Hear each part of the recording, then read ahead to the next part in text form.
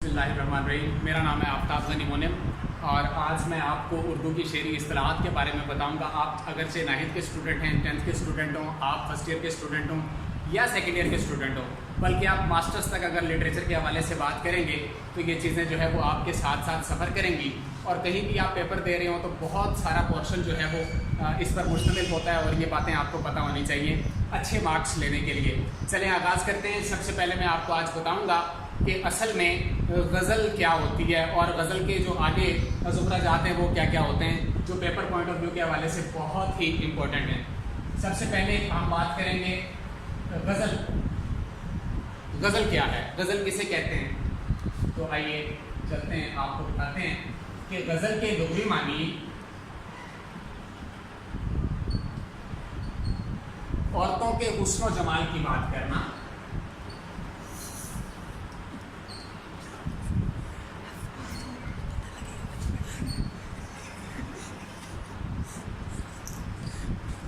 गज़ल के लुग़वी मानी औरतों के हुस्न जमाल की बात करना है। अब इसके अलावा आपने बहुत ही मशहूर इसकी टर्म सुनी होगी कि एक हिरन जब दर्द के वक्त कराहता है या उसकी दर्द भरी जो आवाज़ होती है उसे भी गज़ल कहा जाता है।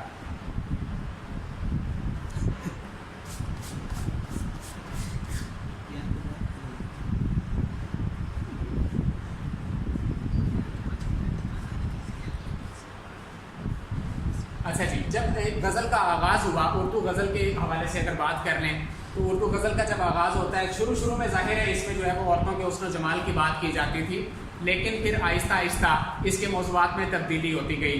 फिर इसमें मज़हब भी आ गया, सियासत के हवाले से भी बात करने लगे, यानी तमाम तर माशरती पहलुओं के हवाले से गज़ल में इस तरह के अशार जो है वो दर आए और शुअरा ने भरपूर अंदाज में जो है वो अपने फ़न का मुज़ाहिरा किया।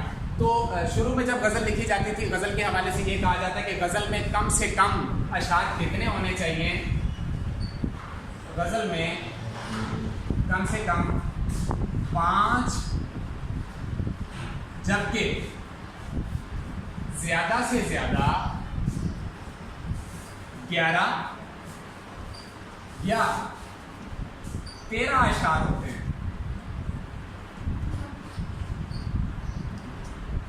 गज़ल में कम से कम 5 या ज़्यादा से ज़्यादा 11 या 13 अशार होते हैं, लेकिन मैं आपको पर वाज़ेह कर देना चाहता हूँ कि बाज़ शुअरा ने इससे ज़ायद अशार पर मुश्तमिल गज़लें भी कही हैं। यानी हम ये नहीं कह सकते कि जिसमें 13 से ज़्यादा अशार होंगे तो वो गज़ल नहीं है, ऐसी बात नहीं है, वो भी गज़ल ही होगी। अब आगे चलते हैं, जो आपके पेपर के हवाले से अहम बातें हैं वो कौन कौन सी हैं, जिनके हवाले से आपको MCQs भी आते हैं, मुख्तसर सवाल भी आ सकता है, तो उस पर बात करें। सबसे पहले तो आप ये देखिए कि मतला किसे कहते हैं। मतला क्या होता है? मतला, जैसा कि अपना लफ्ज़ जो है वो वाज़ेह कर रहा है, मतला लफ्ज़ तलू होने से मुश्तिक है।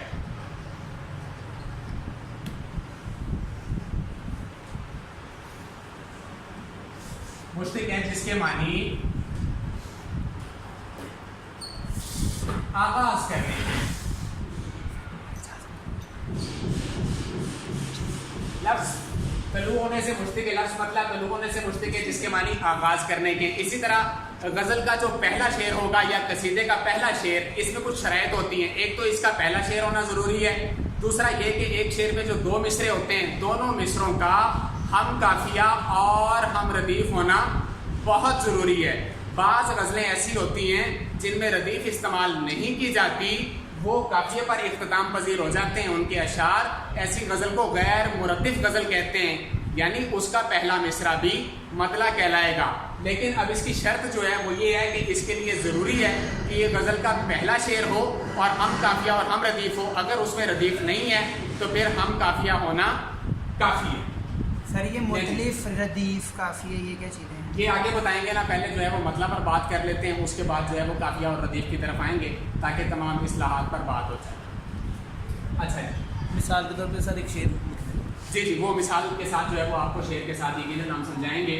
मतलब तो देख लीजिए, गज़ल या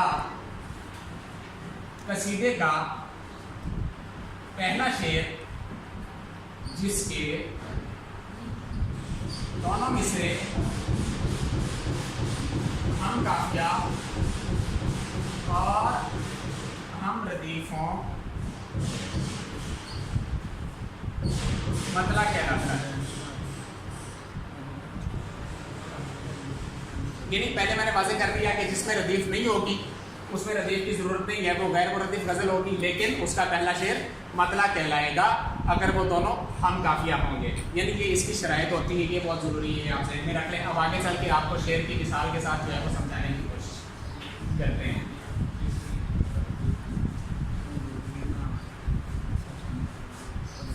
देखिएगा, मिसाल के लिए मैं आपको एक शेर समझाने लगा हूँ।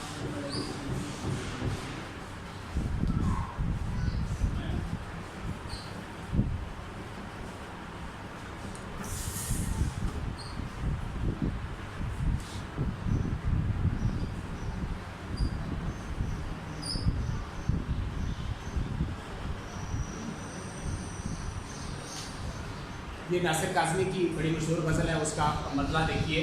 नीयत शौक भर ना जाए कहीं, तू भी दिल से उतर ना जाए कहीं। तो इसमें आप देखिए, नीयत शौक भर ना जाए कहीं, तू भी दिल से उतर ना जाए कहीं। ये मतला के दो मिसरे हैं, पहला शेर है। इसमें आप ज़रा गौर करें कि पहला मिसरा भी, उसमें भी काफिया इस्तेमाल हुआ, रदीफ इस्तेमाल हुई। इसका जो दूसरा मिसरा है उसमें भी काफिया और रदीफ इस्तेमाल हो रही है। सो हम ये कहेंगे कि इस शेर के दोनों मिसरे हम काफिया और हम रदीफ हैं, इसलिए ये चूँकि पहला शेर भी है इसलिए ये मतला कहलाएगा। इस शेर को आपने ज़हन में रख लेना है ताकि मैं आगे जब आपको समझाऊं तो आप पर सारी चीज़ें जो है वो वाज़ेह हो जाएं। अब जाहिर है बच्चे सवाल करते हैं कि सर ये तो ठीक हो गया, हमें समझ आ गई, मतलब में आपने जो है वो पहले बता दिया कि हम काफिया और हम रदीफ होना ज़रूरी है, तो ज़रा ये भी बता दें कि असल में काफिया किसे कहते हैं या रदीफ क्या होती है। तो आइए काफिया के हवाले से बात कर लेते हैं।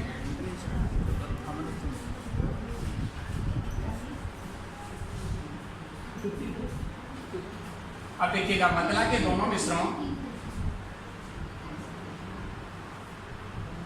और बाद में आने वाले हर शेर के दूसरे मिसरे में रदीफ से पहले आने वाले हम आवाज अल्फाज कवाफी कहलाते हैं। कवाफी काफिया की जमा है।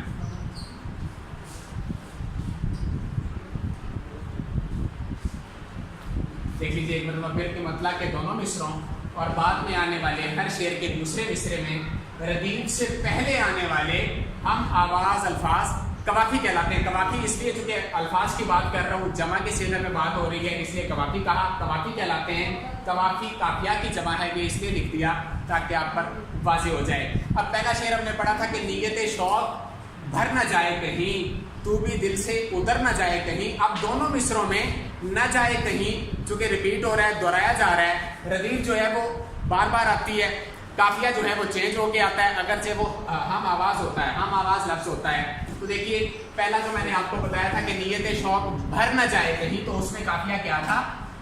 भर। दूसरे मिसरे में तू भी दिल से उतर न जाए कहीं। अब भर और उतर दोनों हम आवाज अल्फाज हैं। ये देखिए उतर भी काफिया हो गया। इसके अगले शेर पर अगर बात कर लें तो देखिए ये वाली अब जो है वो आपने चीज समझिए कि हर शेर के बाद में आने वाले, हर शेर के दूसरे मिसरा में रदीफ से पहले आने वाले। अब रदीफ इसकी है न जाए कहीं, तो उससे पहले अगला शेर देखिए कि न मिलाकर उदास लोगों से हुस्न तेरा बिखर न जाए कहीं। तो ये जो बिखर इस्तेमाल हुआ न जाए कहीं से पहले, तो उसको भी काफिया कहेंगे। इसी तरह इस गजल के अगले शेर जब आप पढ़ेंगे तो आपको पता चलता चला जाएगा कि भर, उतर, बिखर, निखर वगैरह जो है वो इसके कवाफी हैं। फिर न जाए कहीं, ये भी इस तरह इस्तेमाल होते हैं इसके बाकी शेर। अब अगली बात जो सबसे अहम बात है वो भी समझ लीजिए कि रदीफ किसे कहते हैं। मैं लुग़वी मानों के साथ आपको नहीं समझा रहा, इस्तिलाही मानों में आप देख लीजिए कि असल में ये होते क्या है। रदीफ बिल्कुल उसी तरह मतला के दोनों मिसरों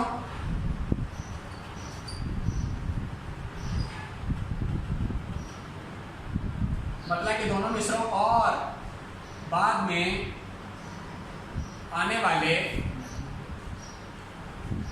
हर शेर के दूसरे मिसरा के आखिर में तकरार के साथ बार बार आने वाला लफ्ज या अल्फाज